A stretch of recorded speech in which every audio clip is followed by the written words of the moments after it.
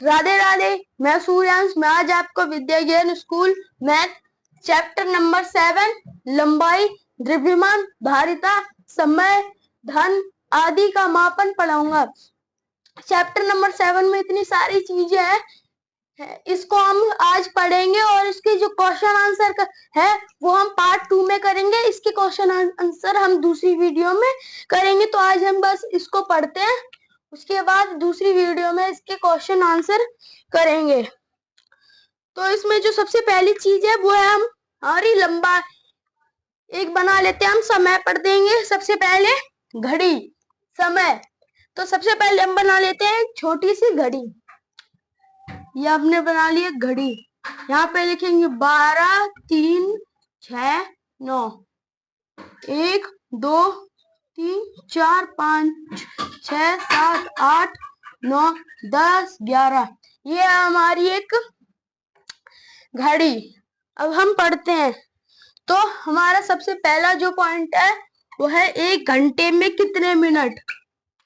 एक घंटे में कितने मिनट। तो एक घंटे में जो होते हैं वो होते हैं टोटल 60 मिनट।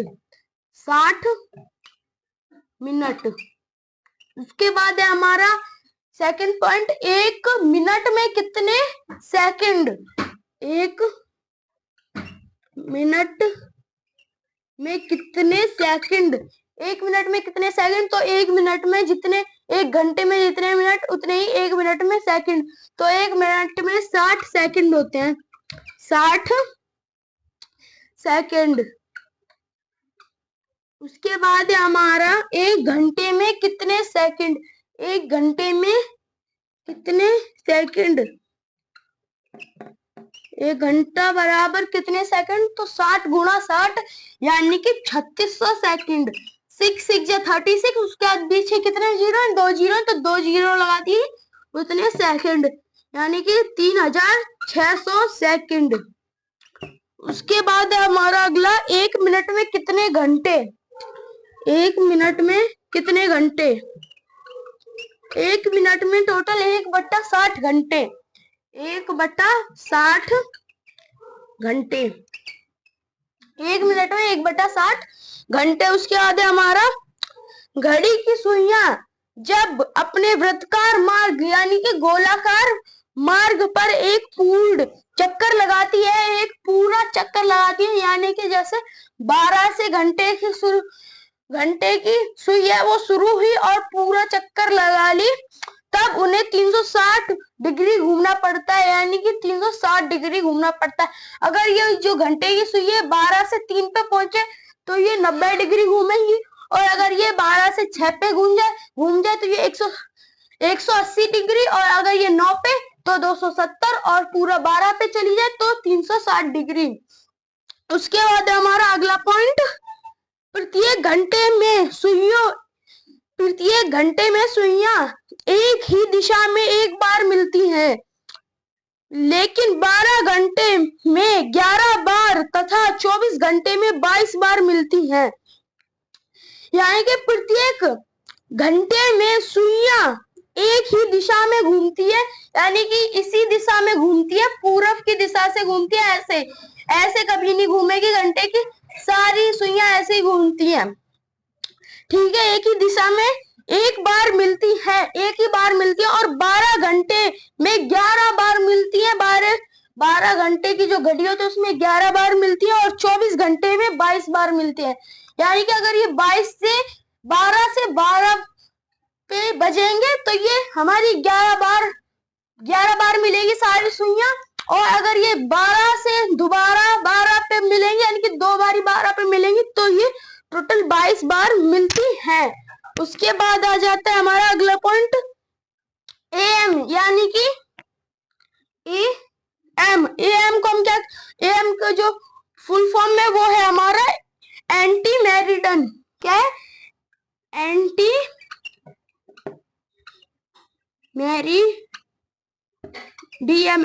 मेरिडियम।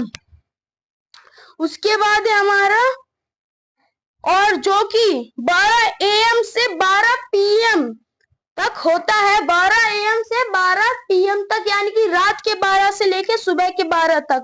उसके बाद है हमारा पीएम, पीएम यानी कि post meridiem, post meridiem, post meridiem. और ये होती है 12 पीएम से 12 एम तक, यानी कि रात के 12 से सुबह के 12 तक, और ये सुबह के 12 से रात के 12 तक। उसके बाद हम अब कैलेंडर के बारे में पढ़ेंगे।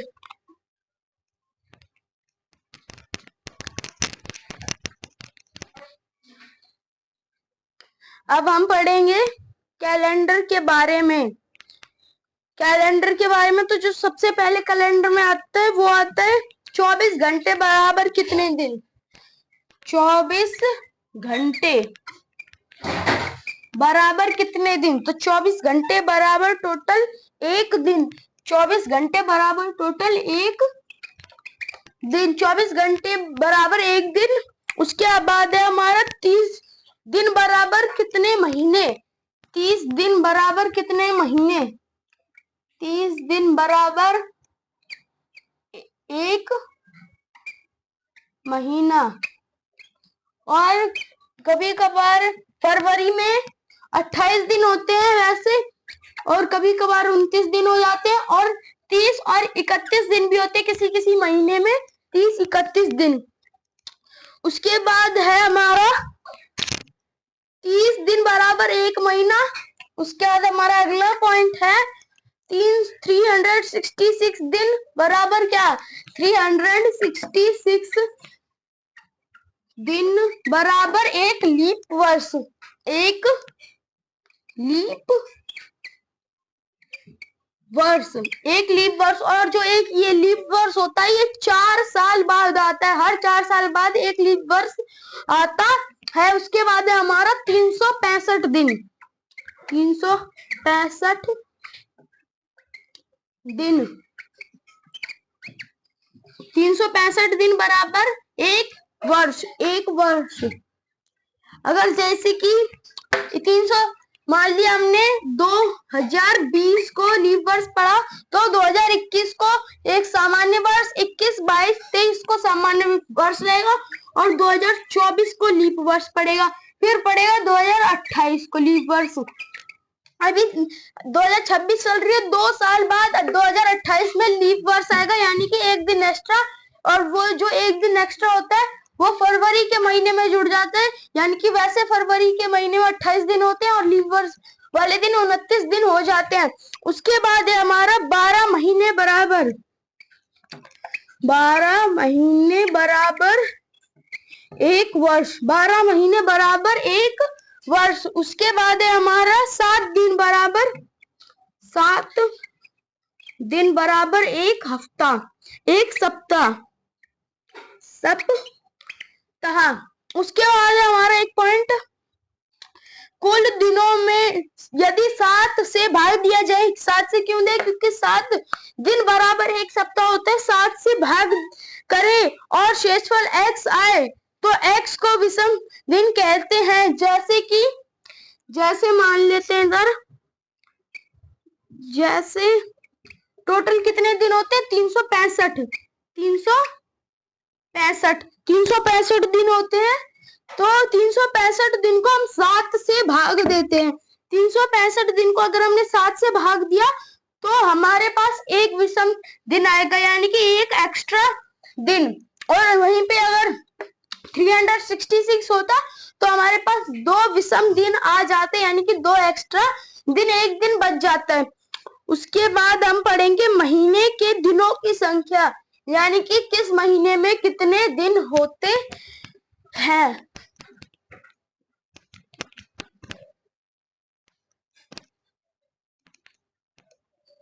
तो सबसे पहले पढ़ते हैं जनवरी में।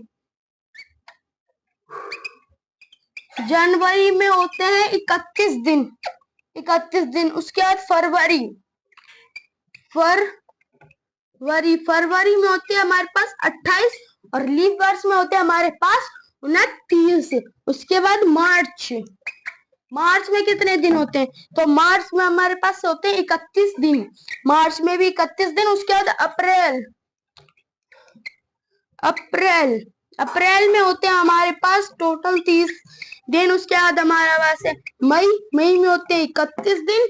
उसके बाद जून में होते हैं 30 दिन। उसके बाद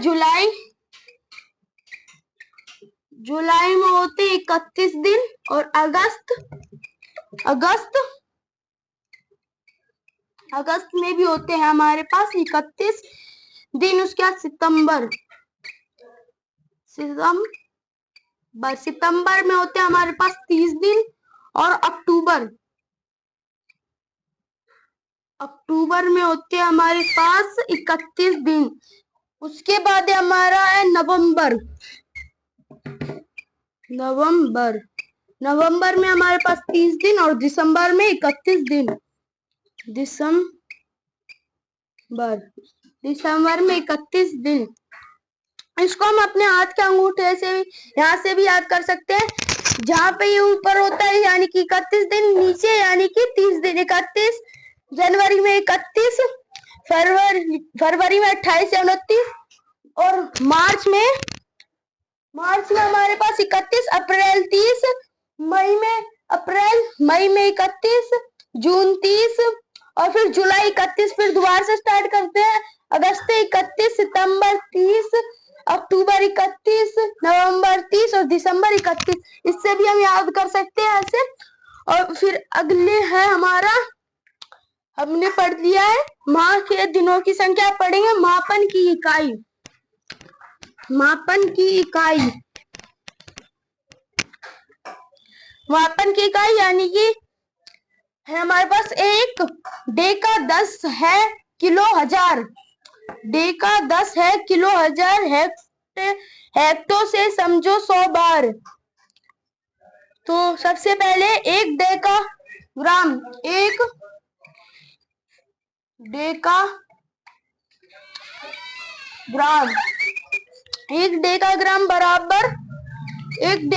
बराबर 10 ग्राम। 10 ग्राम। उसके अंदर एक हेक्टोग्राम बराबर 100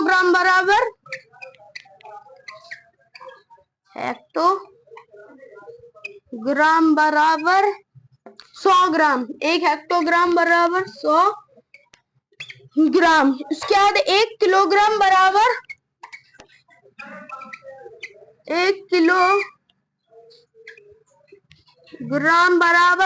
1000 ग्राम।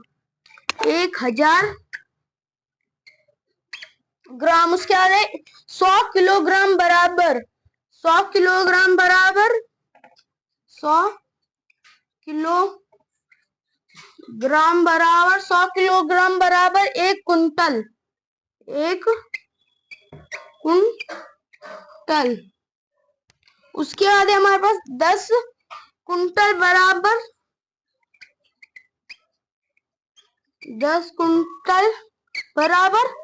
10 कुंटल बराबर मीट्रिक टन। इसको हम सीधे सीधे टन भी बोल सकते हैं। 1 टन, 2 टन, मीट्रिक टन। 10 कुंटल बराबर मीट्रिक टन। उसके बाद है 1 डेका ग्राम बराबर। अब ये था ग्राम का। अब पढ़ेंगे हम इधर मीटर, किलोमीटर, ये सब। तो 1 डेका मीटर बराबर 1 डेका मीटर। यहाँ था डेका ग्राम, यहाँ हो गया डेका मीटर। 1 डेका मीटर बराबर 10 मीटर। 10 मीटर। उसके आगे है हमारा 1 किलोमीटर बराबर 1 किलोमीटर बराबर है हमारे पास 1000 मीटर। 1000 मीटर। उसके आगे 1 डेसीमीटर बराबर 1 डेसीमीटर बराबर 1 डेसीमीटर बराबर 1/10 मीटर। 1/10 मीटर। यानी कि यहाँ से 1 हटा के 0 को ऊपर ले जाएंगे यानी कि 0.1 मीटर। 1 डेसीमीटर बराबर 0.1 मीटर। उसके बाद 1 सेंटीमीटर बराबर 1 सेंटीमीटर बराबर 1/100 मीटर। या 1 मीटर बराबर 1 सेंटीमीटर, 1 सेंटीमीटर में 1/100 मीटर, या फिर 1 मीटर में 100 सेंटीमीटर, 100 सेंटीमीटर। 1 मीटर में हमारे पास 100 सेंटीमीटर होते हैं और 1 सेंटीमीटर में 1/100 मीटर। उसके बाद है हमारे पास 1 मिलीमीटर, 1 मिलीमीटर बराबर 1/1000, 1/1000 मीटर, 1/1000 मीटर। ये था हमारा मापन की इकाई, ये थी हमारी मापन की इकाई। अब पढ़ेंगे हम ताप की इकाई, यानी कि तापमान कैसे निकालते हैं, सेल्सियस से फ़ारेनहाइट और फ़ारेनहाइट से सेल्सियस।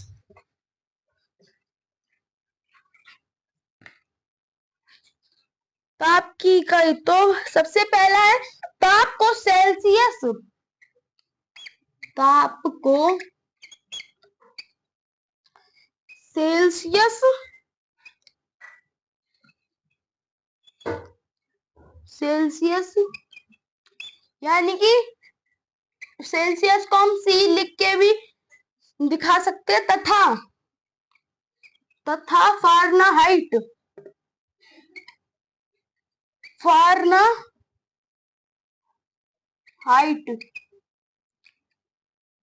हाइट को एफ लिख सकते हैं, एफ में मापते हैं।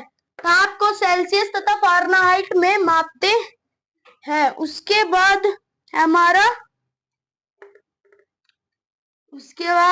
है ताप में हमारा जो वो है सेल्सियस तथा फ़ारेनहाइट में संबंध, सेल्सियस तथा फ़ारेनहाइट में संबंध। तो सेल्सियस बराबर में हमारा है 5F